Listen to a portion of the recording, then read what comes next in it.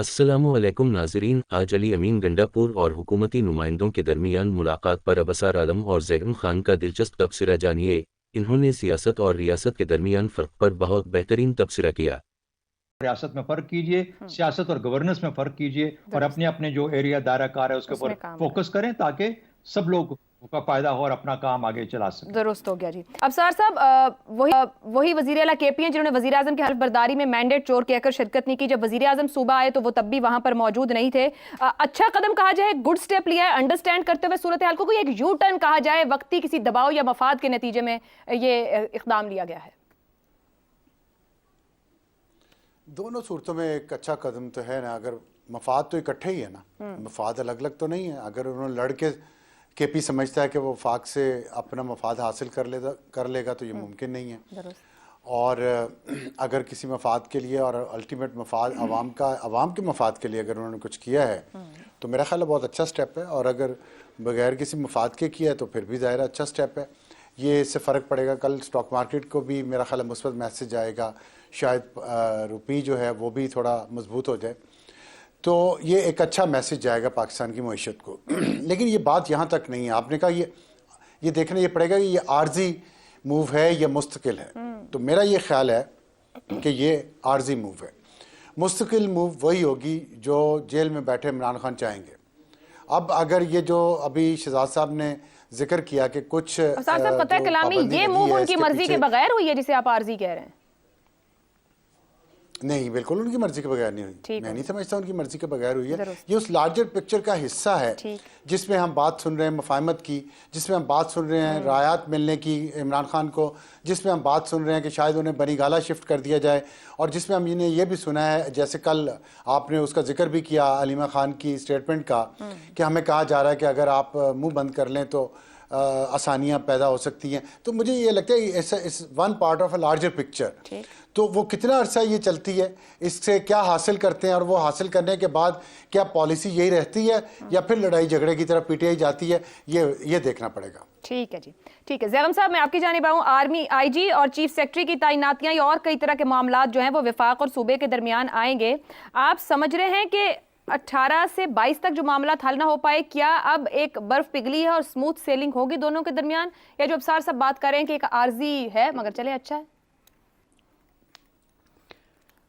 वज़ीर आला खैबर पख्तूनख्वा को एक तने हुए रस्से पर तो चलना है, इसमें तो कोई शक नहीं।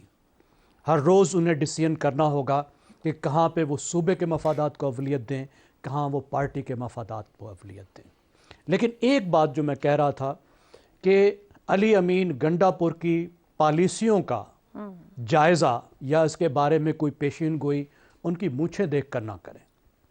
बहुत से पीटीआई के सीनियर लीडर्स जिनसे मेरी बात हुई वो कह रहे थे कि वो हरगिज़ मरकज़ के साथ टकराव नहीं करेंगे, क्योंकि मरकज़ के साथ टकराव करने में ना तो खैबर पख्तूनख्वा का फ़ायदा है और ना ही पीटीआई का कोई फ़ायदा है। मुल्क का नुकसान तो है ही है।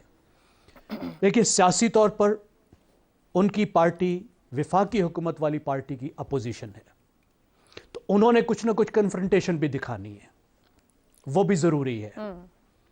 लेकिन हुकूमती तौर पर सूबा जो है वो वफाक का हिस्सा है, तो वो एक तरफ तो आन बान शान दिखाएंगे अपनी, जैसे वो दिखा भी रहे हैं। जैसे वज़ीर आज़म जब आए पेशावर में तो उस वक्त वो मिले नहीं, मौजूद नहीं थे, सूबे से बाहर थे।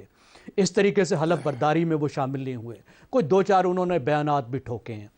इस तरह की चीज़ें तो आप तवक्को रखें कि जिसको कहते हैं ना पॉस्चरिंग, वो पॉस्चरिंग तो वो ज़रूर करेंगे।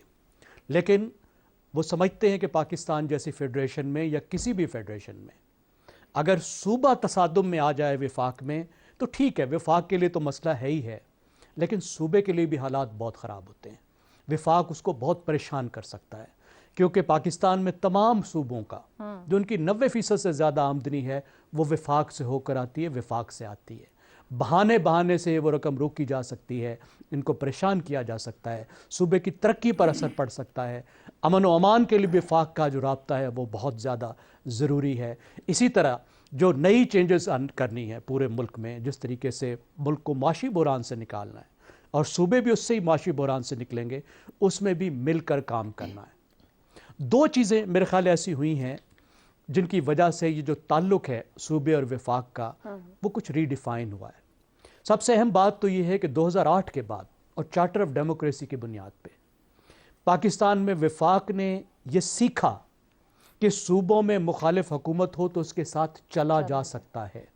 اس سے پہلے یہ نہیں ہوا تھا، جب بھی صوبے میں مخالف حکومت ہوتی تھی وفاق اس کو پلٹا دیتا تھا، اور صوبوں نے بھی یہ سیکھا کہ مرکز میں اگر مخالف حکومت ہو تو اس کے ساتھ بھی چلنا ہے۔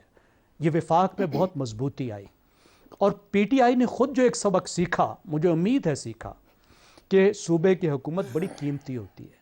جو 1 سال پہلے انہوں نے اپنی حکومتیں گرائی تھیں اس کی بہت بڑی قیمت پی ٹی آئی کو دینی پڑی، اور آج بھی دے رہی ہے۔ تو میرا خیال ہے ان کو یہ سمجھ آئی ہوگی کہ یہ حکومت کتنی قیمتی ہے، اور یہاں پر اگر ڈیلیور کریں گے تو کل کو الیکشن میں بھی بہتر پرفارم کریں گے۔ 2018 میں جو الیکشن میں پرفارمنس تھی پی ٹی آئی کی، اس کا ایک حد تک جو انحصار تھا وہ اس بات پر تھا کہ وہ کے پی کو ایک ماڈل کے طور پہ پیش کرتے تھے۔ وہ دکھاتے تھے، وہ کہتے تھے کہ دیکھو کے پی میں ہم نے یہ کر دیا، وہ کر دیا، کیسی گورننس کر دی، کیسی پولیس ہے، یعنی ان کا دعویٰ تھا، اور بہت سے پاکستان کے لوگوں نے اس کو مانا، پنجاب کے بہت سے لوگوں نے اس کو مانا، اور اس بنیاد پر ان کی سپورٹ کی۔ تو مجھے یہ امید ہے اس وقت کہ اگرچہ وہ پولیٹیکل اپوزیشن کرے گی پی ٹی آئی کے پی میں، وہ کوشش کرے گی کہ ان کے جو چیئرمین ہیں عمران خان، ان کے لیے کوئی آسانی کا راستہ نکلے، پارٹی کے لیے آسانی کا راستہ نکلے، وہ صوبائی حکومت کی لیوریج استعمال کریں، لیکن وہ کسی بھی طور پر کنفرنٹیشن میں نہیں جائیں گے۔ تمام جیلوں میں بھی اس قسم کے رولز ہیں ان کو اپلائی کیا گیا۔ لیکن ایک بات، ہاں جی، بہت بہت امپورٹنٹ جو چیز تھی وہ یہ ہے کہ سیاست اور ریاست میں فرق کرنا بہت ضروری ہے۔ اگر آج کی بات چیت کا حل حاصل ہو تو سیاست اور ریاست میں فرق کیجئے، سیاست اور گورننس میں فرق کیجئے، اور اپنے اپنے جو ایریا دائرہ کار ہے اس کے اوپر فوکس کریں تاکہ سب لوگ کا فائدہ ہو اور اپنا کام آگے چلا سکیں۔ درست ہو گیا جی۔ ابصار صاحب، وہی وزیر اعلیٰ کے پی ہیں جنہوں نے وزیر اعظم کی حلف برداری میں مینڈیٹ چور کہہ کر شرکت نہیں کی۔ جب وزیر اعظم صوبہ آئے تو وہ تب بھی وہاں پر موجود نہیں تھے۔ اچھا قدم کہا جائے، گڈ سٹیپ لیا ہے انڈرسٹینڈ کرتے ہوئے صورتحال کو، کوئی ایک یو ٹرن کہا جائے وقتی کسی دباؤ یا مفاد کے نتیجے میں یہ اقدام لیا گیا ہے؟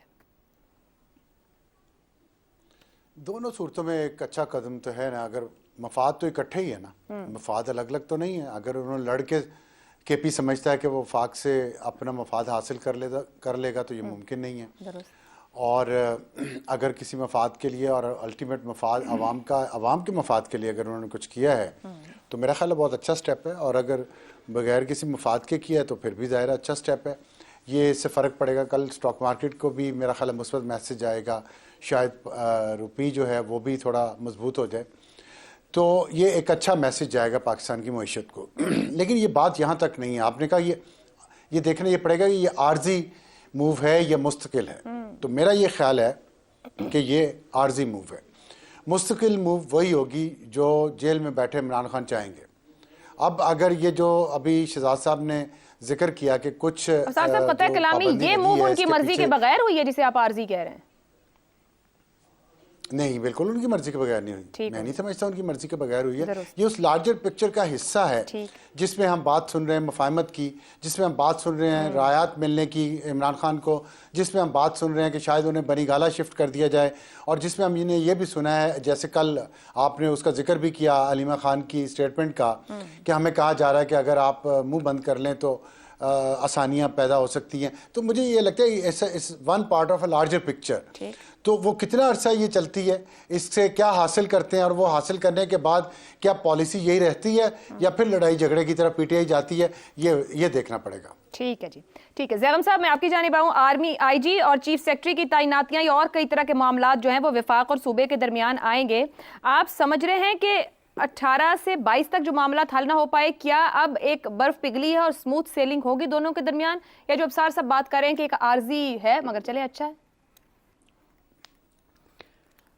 وزیر اعلیٰ خیبر پختونخوا کو ایک تنے ہوئے رسے پر تو چلنا ہے، اس میں تو کوئی شک نہیں۔ ہر روز انہیں ڈیسیژن کرنا ہوگا کہ کہاں پہ وہ صوبے کے مفادات کو اولویت دیں، کہاں وہ پارٹی کے مفادات کو اولویت دیں۔ لیکن ایک بات جو میں کہہ رہا تھا کہ علی امین گنڈا پور کی پالیسیوں کا جائزہ یا اس کے بارے میں کوئی پیشین گوئی ان کی مونچھیں دیکھ کر نہ کریں۔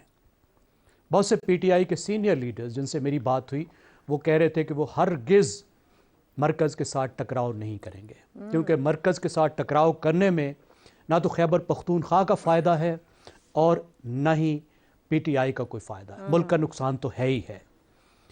دیکھیے سیاسی طور پر ان کی پارٹی وفاقی حکومت والی پارٹی کی اپوزیشن ہے، تو انہوں نے کچھ نہ کچھ کنفرنٹیشن بھی دکھانی ہے، وہ بھی ضروری ہے، لیکن حکومتی طور پر صوبہ جو ہے وہ وفاق کا حصہ ہے، تو وہ ایک طرف تو آن بان شان دکھائیں گے اپنی، جیسے وہ دکھا بھی رہے ہیں۔ جیسے وزیر اعظم جب آئے پشاور میں تو اس وقت وہ ملے نہیں، موجود نہیں تھے، صوبے سے باہر تھے، اس طریقے سے حلف برداری میں وہ شامل نہیں ہوئے، کوئی دو چار انہوں نے بیانات بھی ٹھوکے ہیں۔